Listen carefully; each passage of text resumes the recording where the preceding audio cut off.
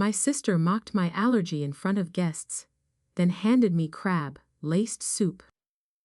What she did not see was a billionaire chief executive officer dialing 911 with an EpiPen already in hand. The air in the library still smelled faintly of old paper, lemon oil, and the precise, metallic tang of an antique scalpel. That was my world. I am Brielle, an antique book conservator whose professional home is a silent workspace where centuries of history await my meticulous touch. My job requires ruthless logic and quiet, surgical precision. I am used to silence and the gentle rustle of vellum, not the cacophony of a high society promotion party. Tonight, I was forced into the high-gloss world of my sister Sloane's victory. The private dining room at A Toil, a 3-Michelin-starred restaurant, was a shrine to new money and blinding ambition. Chandeliers dripped crystals that caught the amber light, making the scene look like a page ripped from a luxury magazine. I felt like a paper repair patch crudely pasted onto a Renaissance canvas. Out of place, my sister Sloane, 29, and newly promoted to public relations director at Thorne Global, stood on a small podium. She wore a dress that probably cost more than my annual tool budget, and her perfectly styled hair gleamed. She was bathed in the spotlight, and she loved every second of it. Sloane thrived on visibility. Where I preserved the forgotten, she celebrated the conspicuous. Her smile, the one reserved for large crowds and important people, never quite reached her eyes. It was a mask of practiced charm. "Here we go again," Sloane announced into the microphone, her voice dripping with the theatrical exhaustion she used to set herself apart. "Brielle, do not make a scene. It is just mushroom soup. There is no crab." A ripple of uncomfortable, yet eager, laughter went through the room. That was Sloane's way. She weaponized my medical history, making my life-threatening shellfish allergy the punchline of her jokes. She used my caution, my need to verify everything I ate, as proof that I was difficult, dramatic, and fundamentally flawed. She played to the crowd, basking in the cheap approval her cutting humor generated. Our parents, Alistair and Cordelia Cole, sat nearby, their expressions radiating pure, reflected glory. They were 60 years old and famously vain. They loved to talk about Sloane's career, her connections, her ability to command a room. Their eyes beamed at their golden child. For years, I had listened to them dismiss my painstaking work with comments like, "Do you have to smell like dust all the time, Brielle?" Or, "Such a depressing job, dealing with dead history." To them, I was the embarrassing footnote, the disappointing daughter who chose books over boardrooms. I had spent my entire life internalizing that feeling of inadequacy.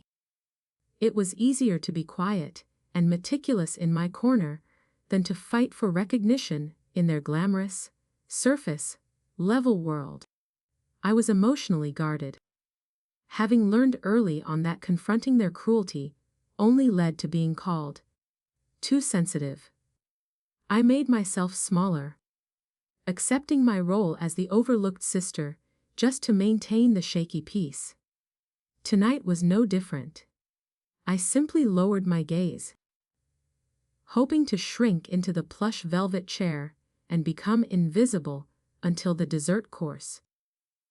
I reinforced the emotional guard I had carried since childhood, the armor of silence that had protected me through years of their casual dismissal. I told myself, as I always did, that the value of my work did not require their approval. But the simple act of swallowing the small slight still tasted like ash. Sloane's practiced smile tightened, becoming brittle, as the focus of the room shifted entirely away from her and onto me. I had been attempting to blend into the dark wood paneling when Magnus Thorne, the group chairman and the man whose signature secured Sloane's promotion, arrived. The moment he stepped into the VIP room, Sloane moved. She glided across the carpet with the grace of a trained professional, armed with an expensive leather portfolio containing an urgent media report on Thorne Global's latest acquisition. This was her night, and this was her most important audience. She wanted his attention. She wanted his praise. Sloane was mid-sentence, a polished, high-volume assertion about quarterly visibility, when Magnus paused. His eyes, sharp and assessing, skipped right over Sloane's presentation and landed on me. I was standing near the coat check, holding my tiny evening bag like a shield.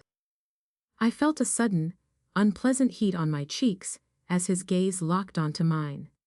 He gave Sloane a polite, dismissive nod and walked right past her. He didn't even break stride. He came toward me with an expression that was not patronizing or vague, but genuinely interested. I watched Sloane's flawless composure falter. Her hand, clutching the portfolio, froze mid-air. "Miss Cole," Magnus said, his voice deep and carrying an unmistakable weight of authority. "I apologize for interrupting your sister's evening, but I must know. Is it true you handle the conservation of the ancient texts at the university library?" The question stunned me into silence. Sloane had only spoken to me in the context of ridicule moments earlier, but Magnus Thorne was speaking to me in the context of expertise. I managed a small nod. Magnus proceeded to spend a full 20 minutes discussing the technical challenges of my work. He was not making small talk. He asked detailed, specific questions that showed prior knowledge.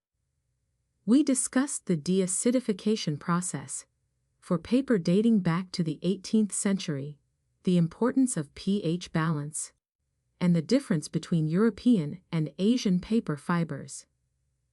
He was utterly fascinated, asking me to elaborate on concepts that bored my family to tears.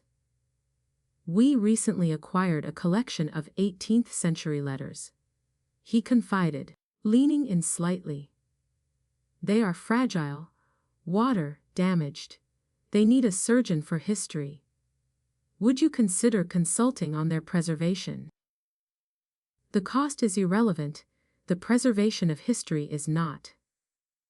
It was a staggering compliment and a monumental professional opportunity.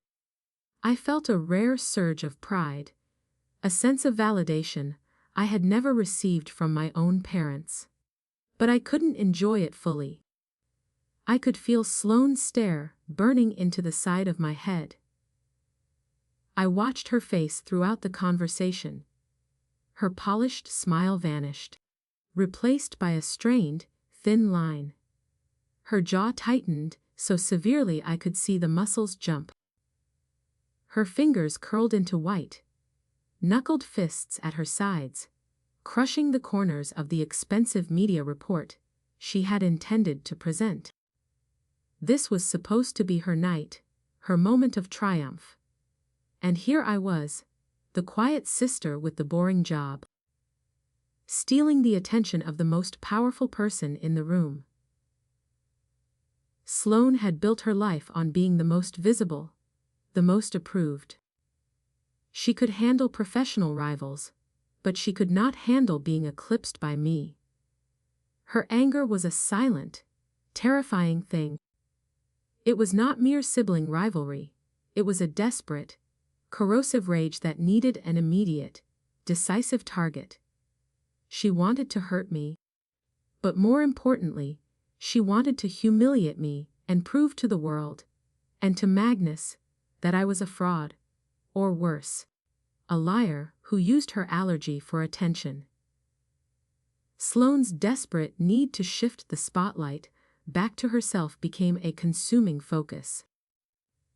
She was already calculating the most effective, most public way to ensure my failure and her redemption. I saw the dangerous, unhinged look in her eyes as she forced a thin smile, suddenly excusing herself from the room. She was leaving to set the trap. Her jealousy was not just insane, it was clearly dangerous, and my immediate sense of unease was justified. Brielle should have questioned the sudden kindness that followed Sloane's abrupt departure. Instead, I swallowed the bait, hook, line, and sinker. Sloane disappeared from the table, a move so swift and silent it was almost predatory. Everyone else, still buzzing from the unexpected attention Magnus Thorne had shown me, barely noticed her absence. But I noticed. I felt the void where her presence had been, and my professional caution, which normally governed my every move, should have screamed a warning. When you work with manuscripts 400 years old, you learn to question everything, to test every solution, to verify every procedure. This time, my own sister was the unseen contaminant, and my defenses were down. I later pieced together what happened in the intervening 30 minutes before the soup course. Sloane hadn't gone to the restroom. She had gone to the kitchen, a brightly lit, high-pressure hub that felt like the antithesis of our softly lit VIP room. She found Chef Bastien, a man known for his genius with French technique and his willingness to experiment for the right clientele. Chef Bastien, Sloane must have said, her voice dripping with that professional sweetness she could summon instantly. I have a special request for this important night. I have heard everyone praising your famous crab fat oil, the one you use in your signature bouillabaisse. It sounds absolutely incredible. Chef Bastien, flattered and pleased. His crab fat oil was indeed the subject of endless food critic praise. Would have confirmed its excellence.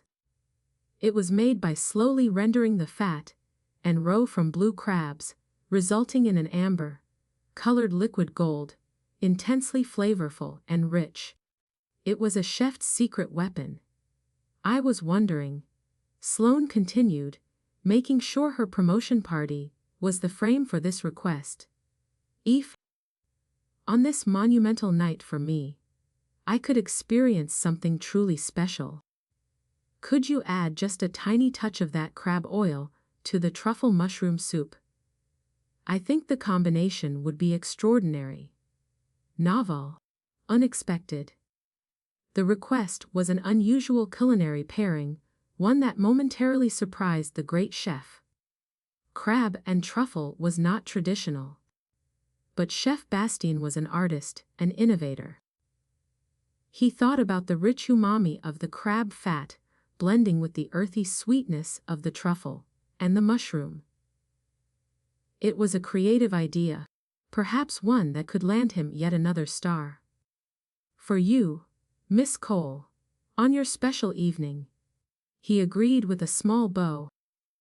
I will prepare one bowl, with the crab oil as an amuse-bouche before the main soup course. A unique combination. Sloane would have thanked him profusely. Calling him an artist, cementing the deception. She would have made sure he understood that this was her special request, designed to impress her. What Chef Bastien could not have known, what he never could have guessed, was the murderous intent behind the request. He had no way of knowing his liquid gold was about to be turned into a carefully crafted poison intended for Sloane's sister. When Sloane finally returned to the table, She radiated a calm, sisterly affection that was far more terrifying than her earlier, open hostility.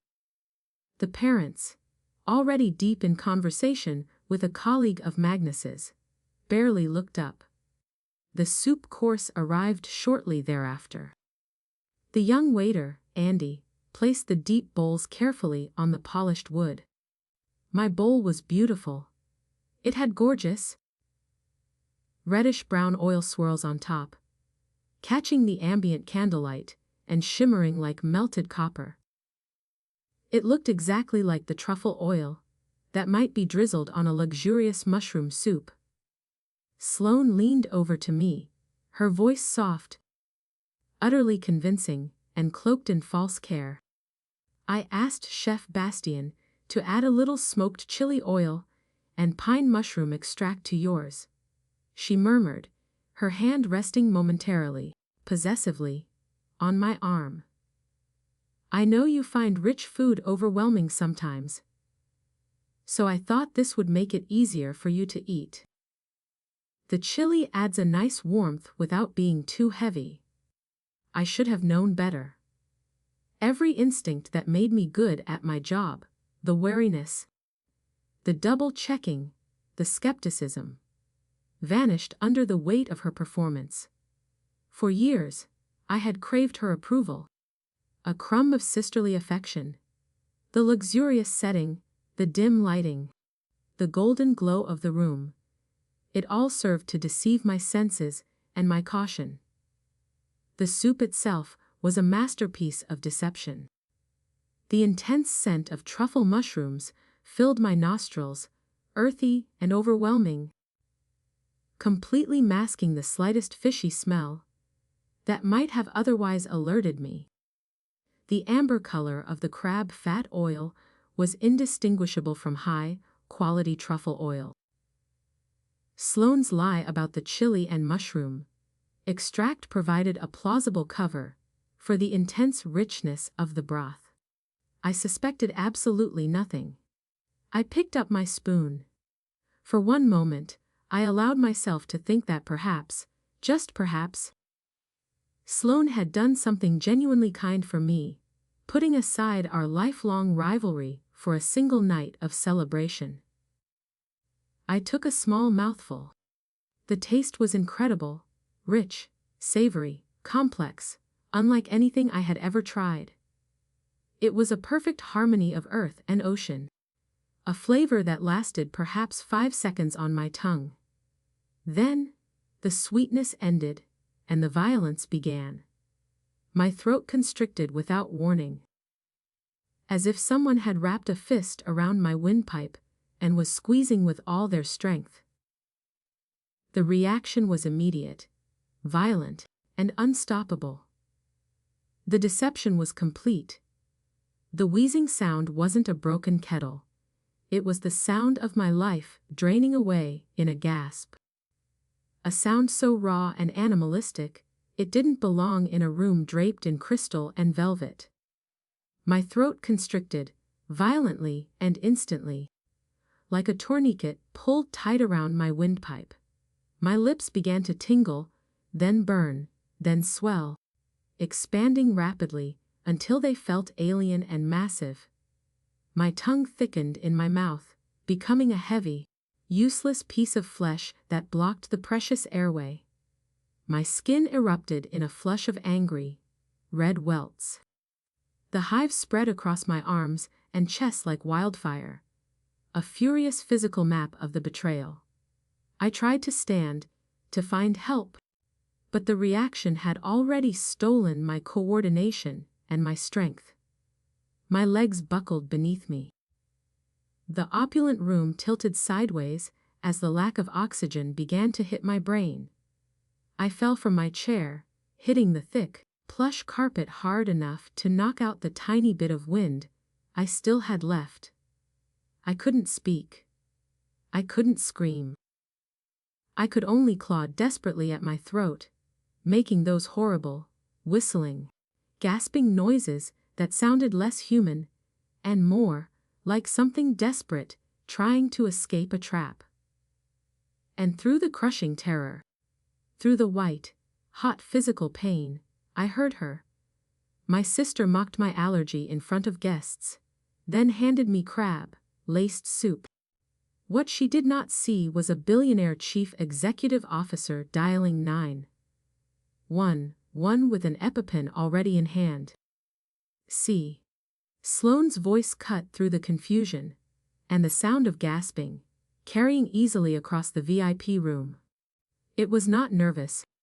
It was triumphant, dripping with smug, satisfied cruelty. She's eating mushrooms and pretending to be allergic to crab. This year's Oscar for Best Actress goes to Brielle Cole. A ripple of nervous, uncertain laughter went through the guests. Some looked uncomfortable, unsure if this was a family joke taken too far, or something truly serious. Others, blinded by Sloane's practiced charisma, chuckled uncertainly. She was basking in her victory. "Come on, Brielle," Sloane continued, walking closer to where I was writhing, helpless, on the floor. "You can drop the act now. You have got everyone's attention, haven't you? Is not that what you wanted? To make my special night all about you and your stupid dramatics?" I tried desperately to focus on her face, tried to force my rapidly failing vision to convey the stark, absolute truth. I was dying. This was not an act. This was anaphylaxis. But my vision was tunneling. Black spots danced and multiplied at the edges of my sight. This is how it ends, I thought, the realization settling like cold lead in my stomach. Killed by my own sister at a dinner party, while everyone watches and thinks it is a joke. The physical terror was amplified 100-fold by the bitter, agonizing betrayal. But Sloane had miscalculated. She had focused only on the guests, only on my parents, forgetting the one man who understood the deadly gravity of the situation.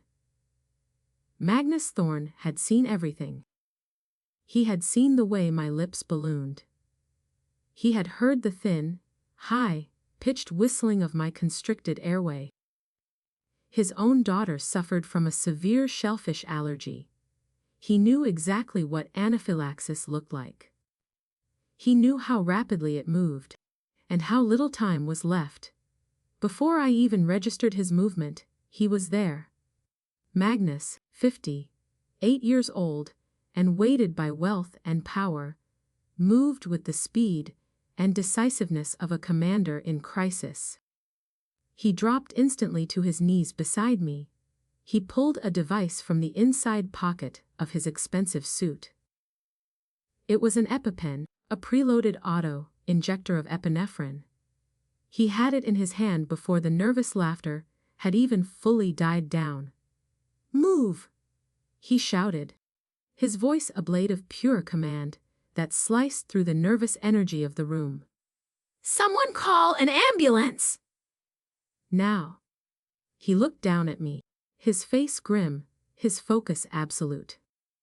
"Hold still," he said, his voice dropping to a calm, steady tone despite the chaos erupting around us. "You are going to be okay. I have got you." He quickly removed the cap and, without hesitation, jabbed the needle into my thigh, right through the fabric of my dress. I felt the sharp punch of the needle, followed by a rush of epinephrine flooding my system. It felt like ice water in my veins. It was immediate, physical, life-giving action. The effect was not instantaneous, but it was noticeable. The crushing, suffocating pressure on my throat eased, infinitesimally, but enough, just enough for me to drag in a thin, whistling breath that felt like a huge, impossible victory. "Ambulance!" Magnus roared again, looking around the stunned, panicked staff.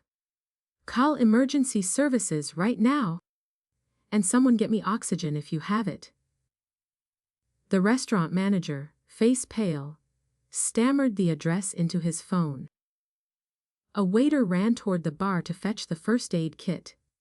Magnus stayed beside me, his hand steady on my shoulder. "Stay with me," he instructed. "The ambulance is coming. You are going to make it." As the epinephrine started to circulate, and my immediate terror subsided slightly, I watched Sloane. Her smug, victorious expression drained away entirely. Her smile faltered and fell. She looked at Magnus kneeling next to me, at the EpiPen still lodged in my thigh, at my grotesquely swollen face, and slowly, horrifyingly, she began to realize that her prank had gone much, much further than she intended. This was not an act, I thought, my mind clearing with chemical speed. This was attempted murder. The profound physical terror was replaced by a blinding, arctic, cold surge of fury. I felt a core emotional shift. The quiet, submissive Brielle was gone, instantly replaced by the calculating professional, who demanded justice. Despite the pain, despite the fear, despite the fact I could still barely breathe, the book conservator in me, the part that understands materials, preservation, and evidence, took control. I reached out. With a surprising force born of adrenaline and rage, I locked my fingers around Magnus Thorne's wrist, gripping his expensive watch like a vice. He looked down at me, startled, his focus instantly shifting from the general chaos to the specific instruction in my eyes. I could not speak, but I could communicate. I pointed with my free, trembling hand at the soup bowl, still sitting perfectly on the white tablecloth, the reddish, brown oil swirling innocently on its surface. Then, I curled my fingers into a fist and held it up. The universal sign for keep, for hold, for preserve. I needed him to save the evidence that had just tried to kill me. The ice water of the epinephrine cleared the fog, leaving only cold, surgical clarity where panic had been. My fingers, still locked around Magnus Thorne's wrist, conveyed an order that transcended the chaos of the banquet room.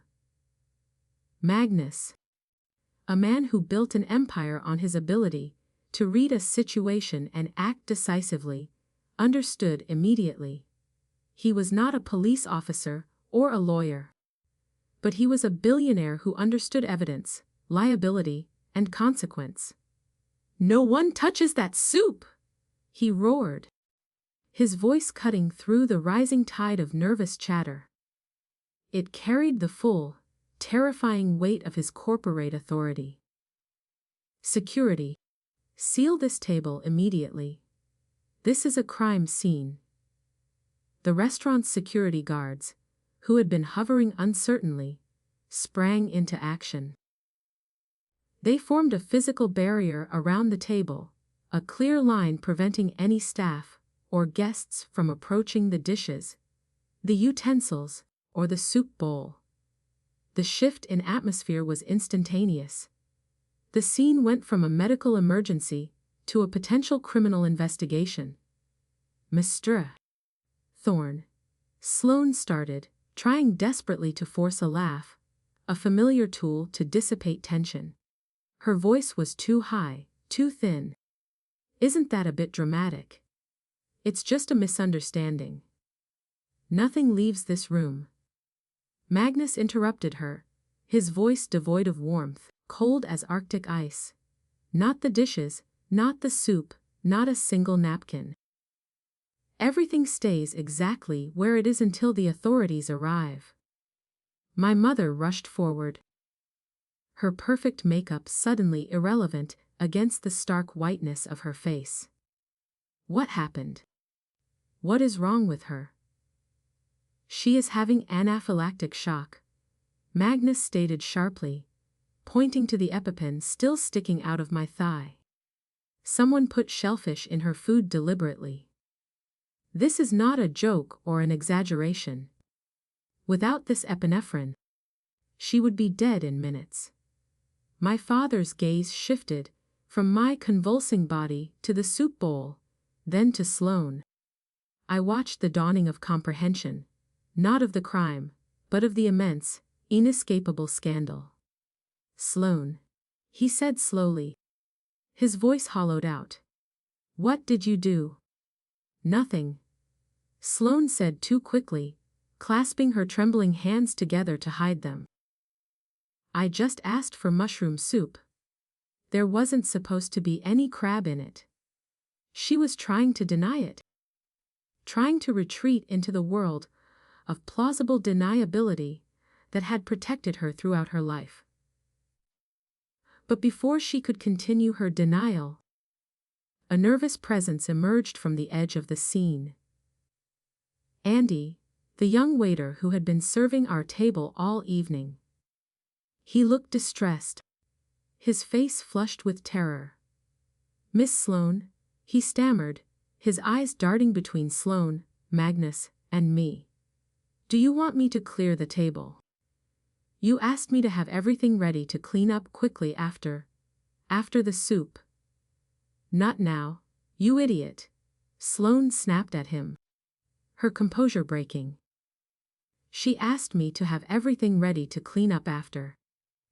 Andy repeated, confused by her sudden fury. Just as the adrenaline from the EpiPen gave me back a fraction of my strength, I heard another sound, the furious, heavy footsteps of Chef Bastien, bursting into the VIP room. Andy, in his panic, had run to the kitchen, informing the chef that the soup had caused a medical emergency involving a shellfish allergy. The words had hit the chef like a physical blow, a threat to his reputation and his livelihood. Miss Sloane, Chef Bastien said, his face a mixture of professional distress and complete confusion. The waiter just told me what happened. But I don't understand. You requested the crab fat oil yourself. You asked me to add it to the truffle soup. A tense, suffocating hush fell over the room. The chaos ceased. Every single eye turned to Sloane, who was now frozen, her face sheet white, the smug triumph utterly gone. You said you liked it. Chef Bastien continued, unknowingly signing her death warrant with his testimony. You said it would be novel and unexpected. I thought you wanted to try it. Andy stepped forward again, needing to clarify his own role in the mess. And Miss Sloane signaled for me to place that specific bowl in front of Miss Brielle. He added quietly. I remember because she made clear eye contact with me and pointed directly to her seat. Silence. Complete, total, suffocating silence. I lay on the stretcher, the oxygen mask covering the lower half of my face, and watched my family's carefully constructed illusions collapse in real time. My father's face was gray. My mother's hand flew to her mouth, stifling a sob. They were staring at Sloane like they had never seen her before, because this was not an accident. This was not a misunderstanding. This was a deliberate trap, executed with cold, premeditated precision. Sloane, my father said, his voice a ghost of its usual bluster. Tell me they are wrong. Tell me you did not do this on purpose. Sloane looked around the room wildly, like a cornered animal searching for an escape route. Her professional veneer had evaporated, leaving behind only raw fear. I just thought, she stammered, her voice rising to a shrill pitch. She always makes such a big deal about her allergy. I thought if she just had a tiny bit, she would realize she has been exaggerating all these years. I thought it would just make her a little uncomfortable, maybe get some hives. I never meant for it to be this serious. You never meant to almost kill your sister, Magnus said, his voice sharp enough to cut glass. Is that your defense? It was supposed to be harmless, Sloane screamed. She's always been so dramatic about everything. This is my night, my promotion, and she has to make it all about her and her stupid allergy. Shut up, my father roared.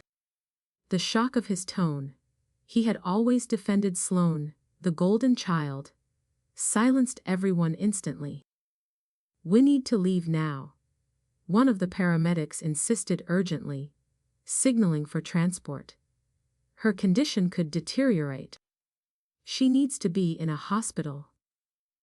As they began to wheel my stretcher toward the door, Magnus turned to Sloane, his expression carved from stone. You admitted to deliberately contaminating your sister's food with a substance you knew she was deathly allergic to, he announced, his voice carrying clearly to every guest. You did this at a company event, representing Thorne Global as our new PR director. If I call the police right now, you will be in handcuffs before midnight. Your career will be over before it begins. Given the premeditated nature of this attack, you are looking at serious prison time. I looked at Sloane, who had gone utterly, sickly white. Then I looked at Magnus. I pushed the oxygen mask down slightly, fighting the painful swelling in my throat. Don't, I croaked, the word feeling like swallowing broken glass. My voice was a painful, raw whisper. Don't call the police. Yet, everyone froze, straining to hear the dying girl's whisper. Arresting the PR director, I continued, gasping, will cause Thorne Global's stock to plummet. I do not want to affect your assets. I took a ragged, whistling breath. My lawyer. We will handle it. Tomorrow. Sloane and my parents were instantly flooded with relief. My mother let out a strangled sob of gratitude. They thought I was showing mercy. They thought I was still the quiet, accommodating Brielle, who would choose family loyalty over personal justice. My lawyer will contact you with the terms, I whispered, the words precise despite the effort. Terms. Sloane blinked, confused, thinking of an apology letter. For the settlement. I clarified, meeting her horrified gaze. You are going to pay. For what you did. Every penny. I was done being the submissive younger sister, who accepted crumbs of affection, and swallowed injuries in silence. Sloane had tried to destroy me.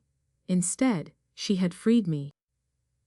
I would show her that when you push someone who has spent their whole life being careful and quiet, you do not get an explosion.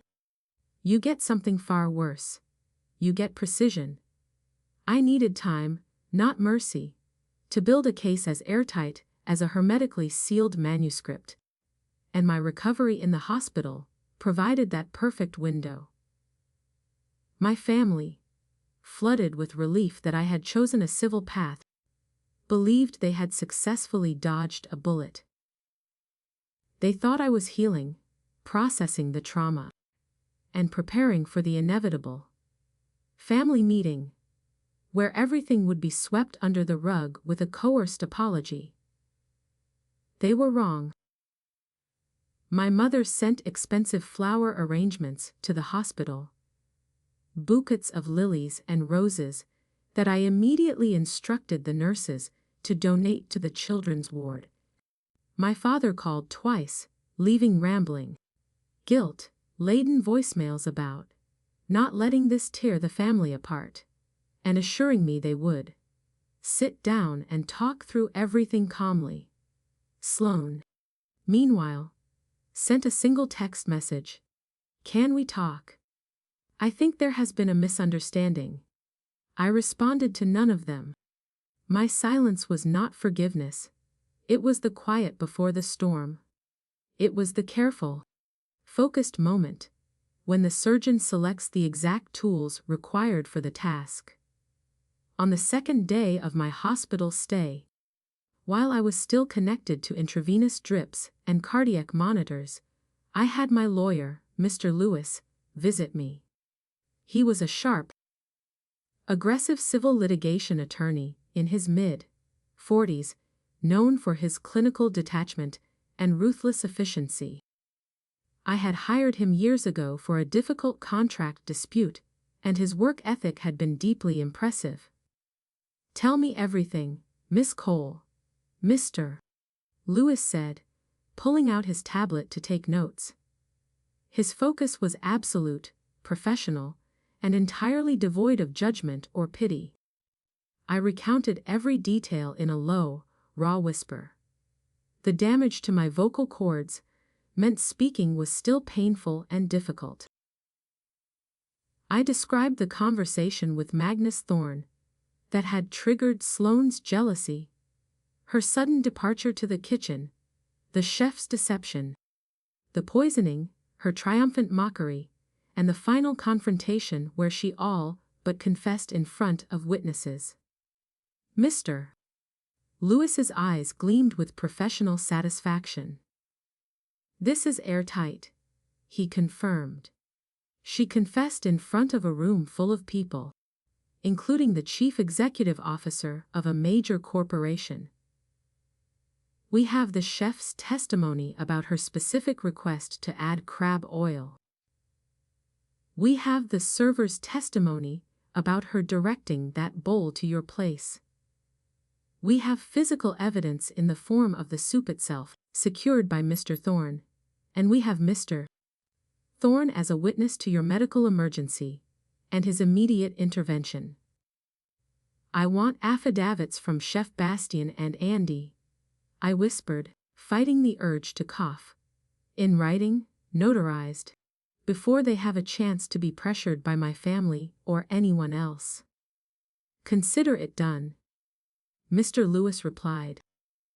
"I will have them within 48 hours. And I want a full medical report documenting every injury, the throat damage, the cardiac strain from the epinephrine, the psychological trauma, everything." "Already ordered. The hospital is cooperating fully." I looked at him steadily, channeling all the rage and clarity from the floor of the VIP room into this single moment. "I want her destroyed, Mr. Lewis. Not hurt. Not embarrassed. Destroyed. I want her to lose everything she values, her career, her money, her reputation. I want my parents to understand exactly what their golden child is capable of. And I want it all done legally, cleanly, and completely."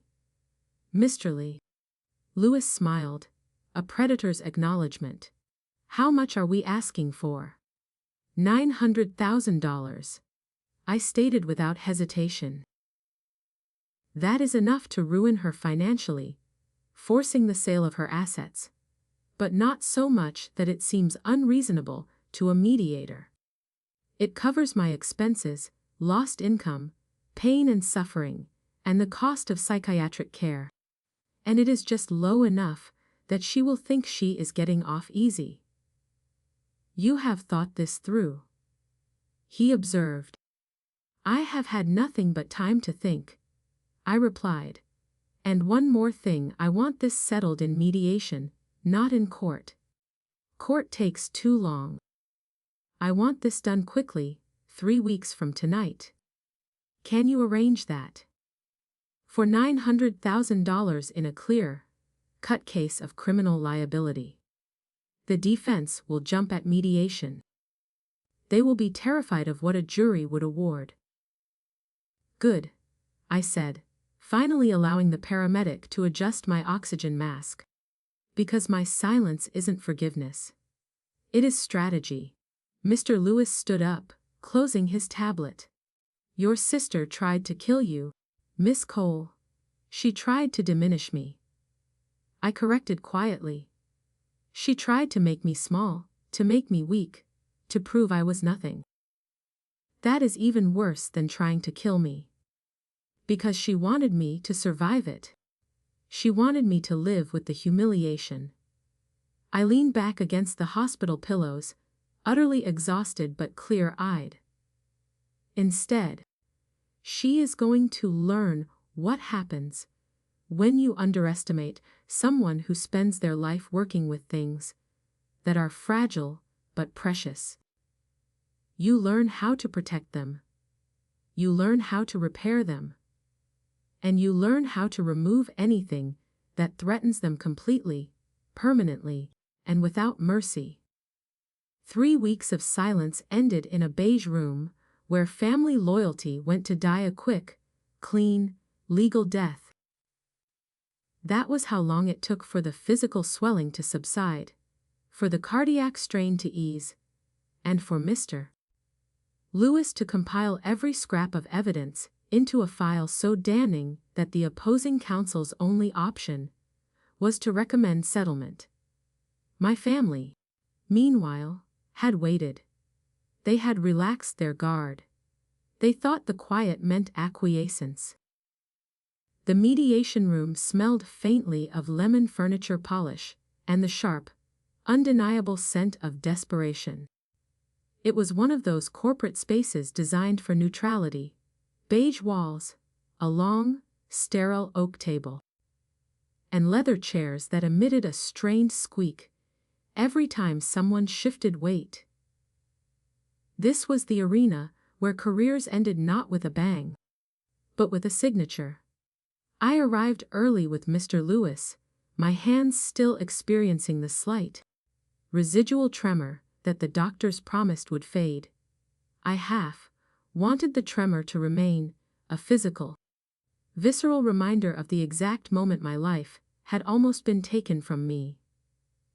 We sat at the long table, the full, intimidating bulk of Mr. Lewis's briefcase resting beside me. Sloane walked in 12 minutes late. Of course she did. Even facing ruin, she could not resist the power play of making everyone wait. She wore a dove, gray dress that was calculated to cost far more than my modest monthly rent, yet screamed, innocent victim. Her hair was pulled back in a soft chignon, and her makeup was applied perfectly. Just enough to look distressed, but not so much that she seemed callous. But it was her expression that solidified my resolve. The perfectly practiced look of remorse eyes, just slightly wider than natural. Lips pressed into an anguished line of restraint. I had seen that expression 1,000 times, growing up.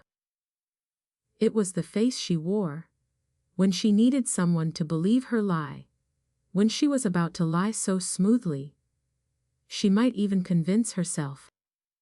Mom and Dad flanked her like bodyguards whose loyalty was rapidly failing.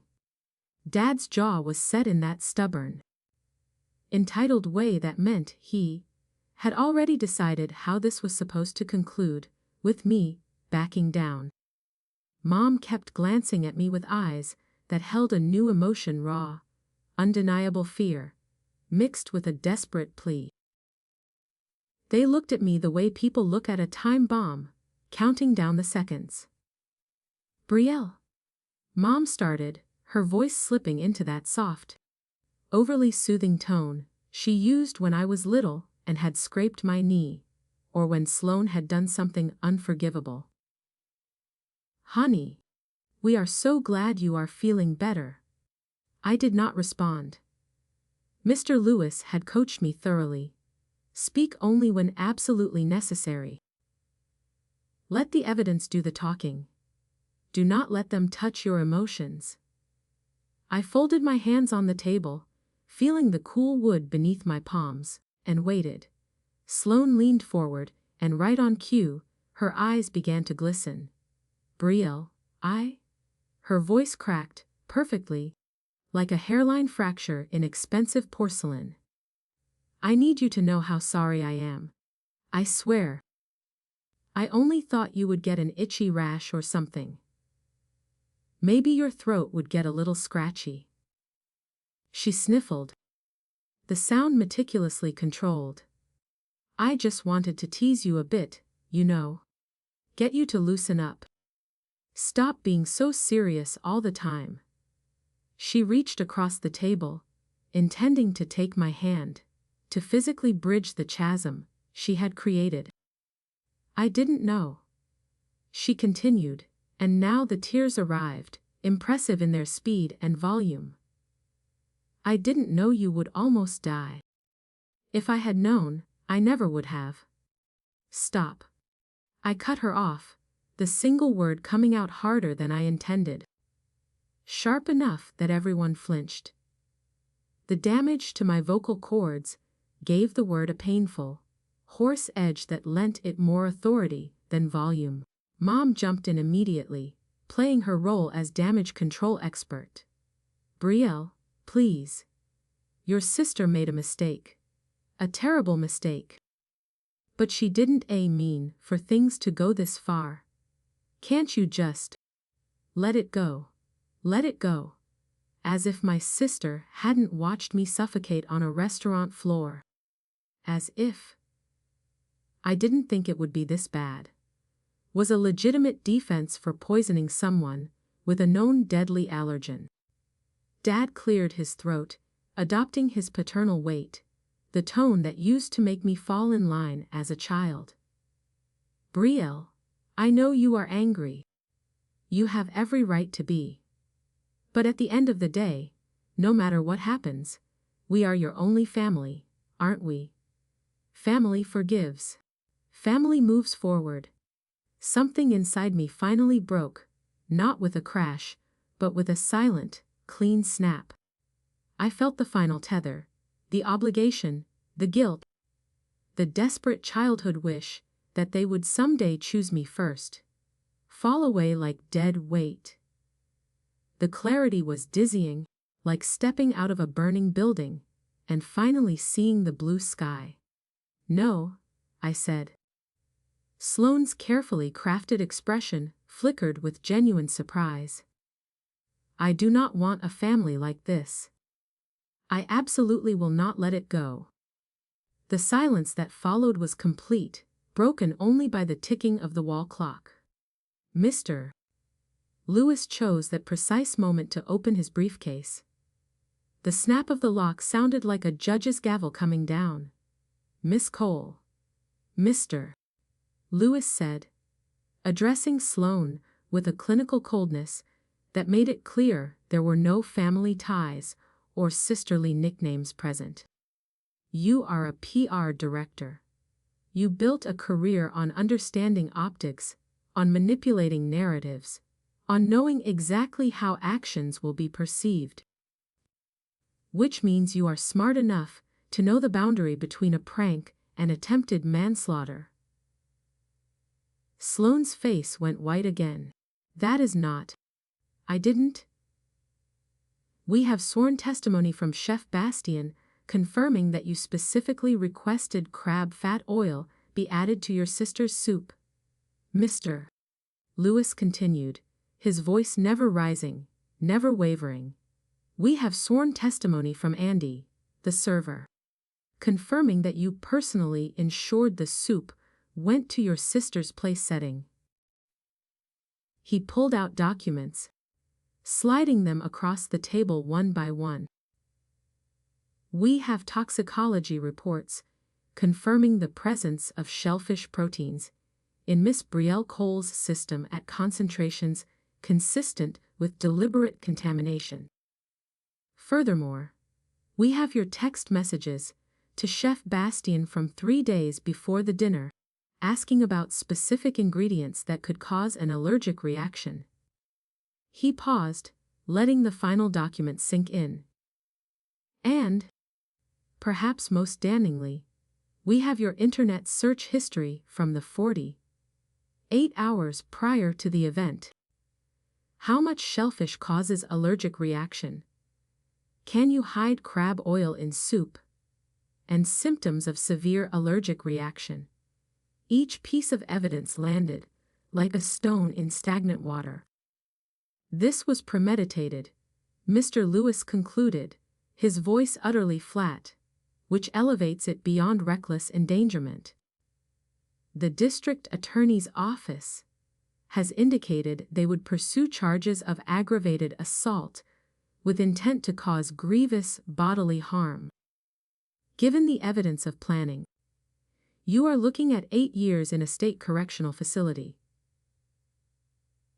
The color drained from my parents' faces entirely. Sloane started shaking her head, fast, frantic.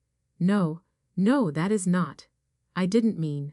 Alternatively, Mr. Lewis continued, his tone shifting just slightly, like a door opening a crack in the darkness. My client is willing to settle this matter civilly. We will forego criminal prosecution in exchange for full compensation for medical expenses, pain and suffering, emotional distress, and punitive damages. Dad finally found his voice, a choked whisper. How much? Mr. Lewis looked at me. I gave him the smallest possible nod. $900,000. The number hung in the air like a guillotine blade, sealing the fate of the golden child and her enablers. That is insane. Sloane cried, her careful composure shattering completely.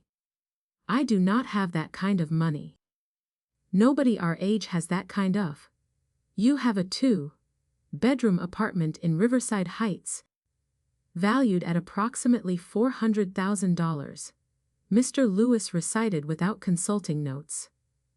You have jewelry, a vehicle, and investment accounts. Your parents have retirement funds and home equity. He leaned forward. The alternative is 8 years of prison time, a criminal record, and civil liability that could follow you for decades. This settlement includes a comprehensive release of liability and a non-disclosure agreement that protects your reputation. You get to keep your freedom and whatever dignity you have left. My parents stared at the table, utterly defeated. Sloane looked at me. Really looked at me. Perhaps for the first time in our lives. I saw the moment she understood that the quiet, submissive sister was gone.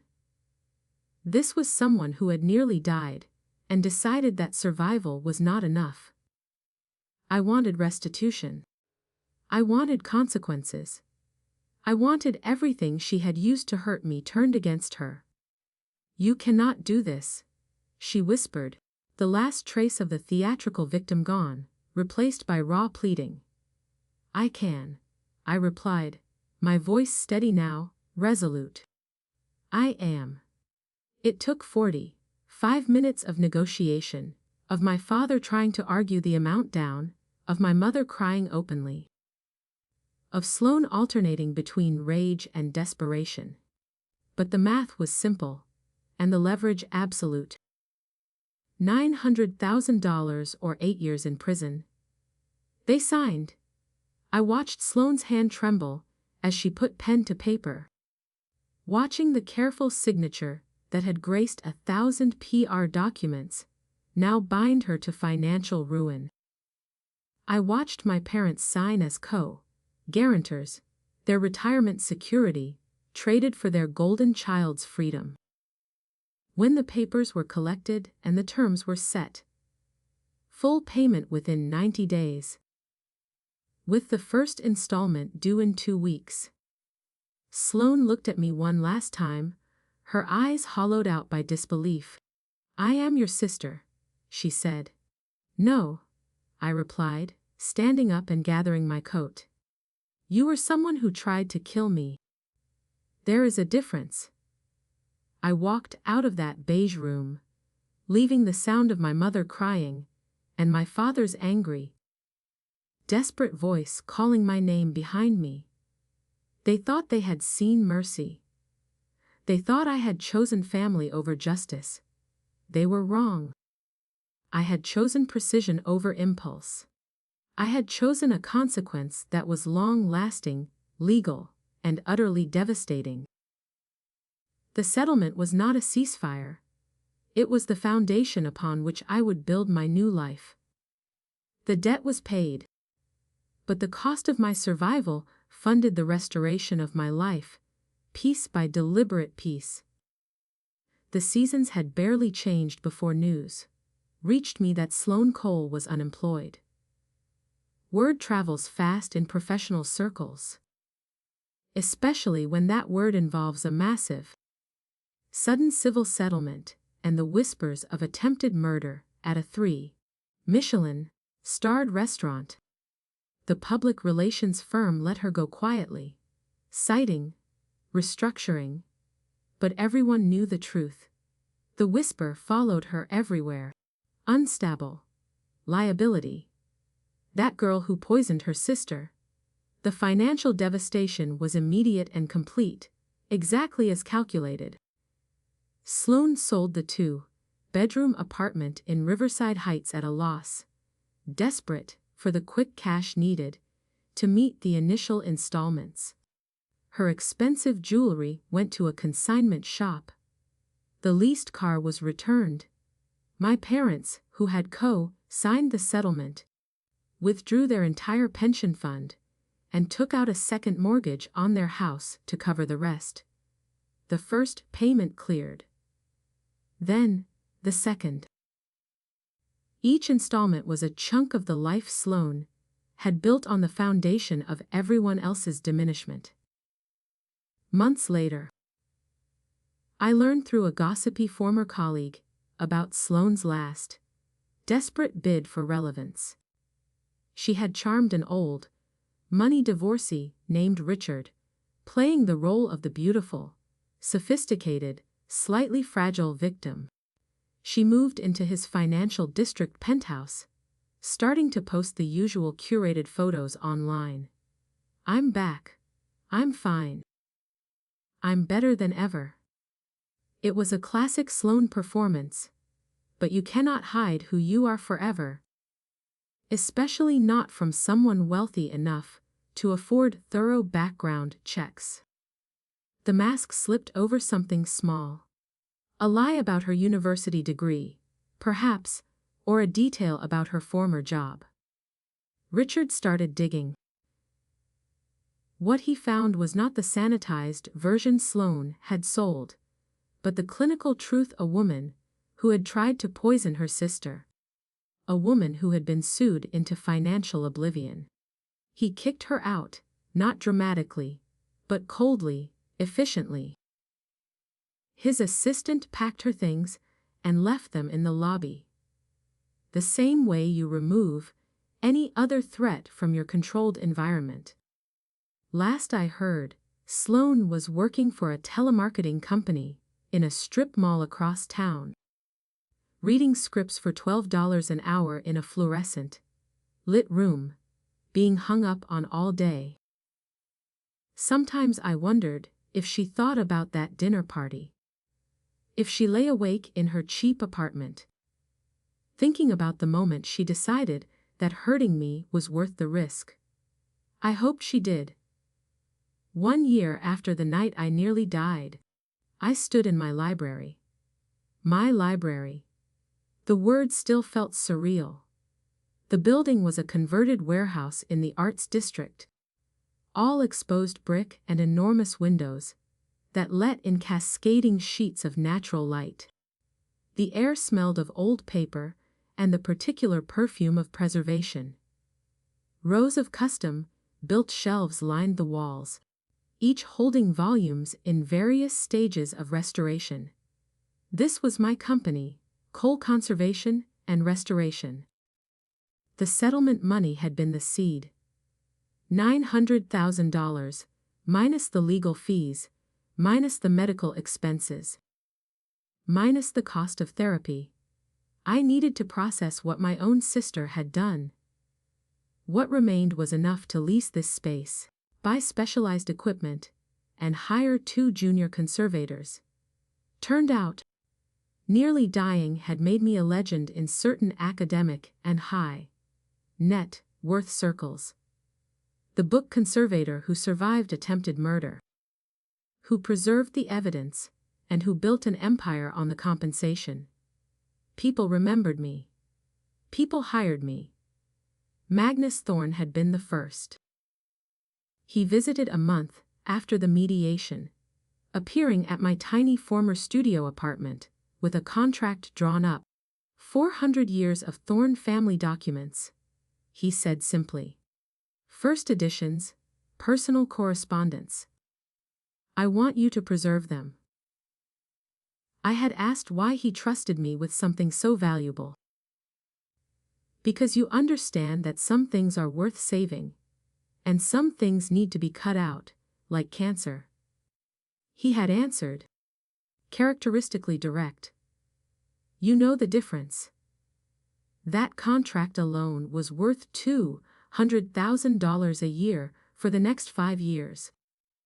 It gave me instant credibility, attracted other high net worth clients, and allowed me to expand faster than I had dreamed. Now, a year later, my company was valued at $2,500,000.